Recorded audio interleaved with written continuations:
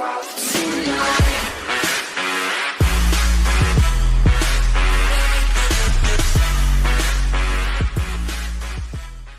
though Duke loses a Hall of Fame coach with 12 Final Fours appearances, 5 national titles and 3 Olympic gold medals, there's a silver lining to Mike Krzyzewski's impending leave of absence.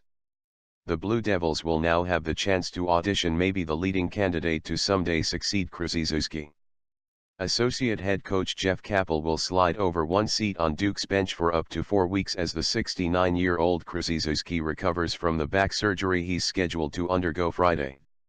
It's an interim promotion that could become permanent in a few years if the Blue Devils flourish under Capel's leadership. Fired at Oklahoma 6 years ago after back-to-back 18-loss seasons made worse by an NCAA investigation into his staff's recruiting practices, Capel has rehabilitated his reputation by becoming Krzyzewski's most valuable lieutenant. Capel elevated Duke's recruiting, landed many of the pillars of the 2015 national title team and took on added responsibility each time Krzyzewski's USA basketball duties drew his attention elsewhere. When Capel joined Krzyzewski's staff in 2011, Duke's blueprint for success was different than it is today.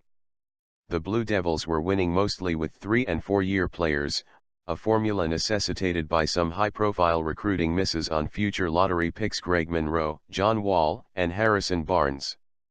2 factors played a big role in Duke reversing that trend and joining Kentucky as college basketball's most chic destinations for one-and-done prospects. One factor is Krzyzewski's ability to leverage his success with USA basketball. NBA stars embracing and lauding Krzyzewski made him more attractive to today's top prospects, as did the additional face time he logged with high school players at the U17, U18, and U19 levels. The other factor is Capel's remarkable knack for building relationships with elite prospects. The former Duke guard spearheaded the Blue Devils' pursuit of Jabari Parker, Rodney Hood, Justice Winslow, Jahlil Okafor, Tyus Jones, Harry Giles, and Jason Tatum, among others. The way in which Capel wooed Okafor and Jones was especially impressive because their pact to attend college together made for a very unusual recruitment. He communicated with them via conference calls and group texts and invited them to visit campus together, yet he also made a point of pursuing them as individuals too. With Jones, Capel pointed out Duke hadn't offered a scholarship to any other class of 2014 point guards and emphasized that he was a top priority whether Okafor came to or not. With Okafor, Capel was proactive in addressing Duke's reputation for running a guard-oriented offense that seldom prioritized playing through the low post.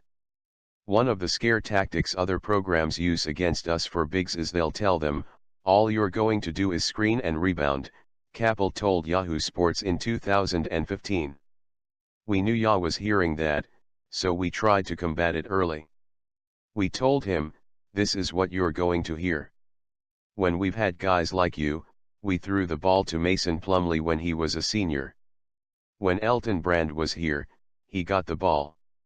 The offense ran through him. I think we got through to him."